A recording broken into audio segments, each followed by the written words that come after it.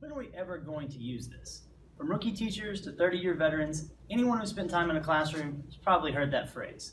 In truth, the answer to that question, more often than we'd like to admit, is maybe never.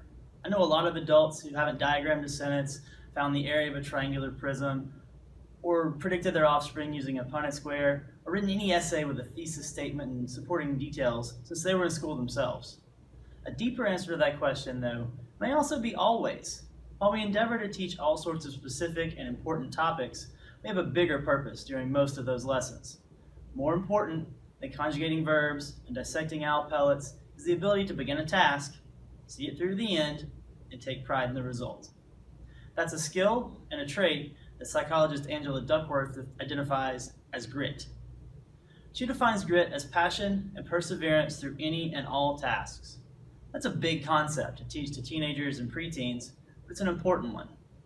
It's also a lesson that I'm committed to teaching my students. While my technology and engineering students learn about 3D printing, robots, and digital citizenship, perhaps the more important lessons they learn have to do with grit. Lessons like very often the person who works harder beats out the person who seems to be better at something.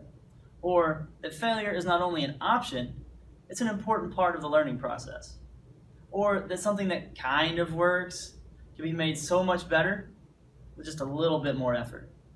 So while my classroom could be described as organized chaos on a good day, or just plain chaos on a bad day, and from all outward appearances, my students are learning about 3D printing, or they're building zany contraptions, or they're learning how to write computer code. What they're really learning is a much more important lesson. The lesson that they can do anything if they're willing to put their minds to it, give it their best efforts, and rather than just quit when something goes wrong, use that failure as a jumping off point to a bigger and better outcome. Even though students may never use all those highly technical skills they learn from me, just like they may never conjugate a verb or graph a quadratic function, they will use the underlying skills and traits of grit that they learn through the process in so many situations. And that is how I am impacting my world.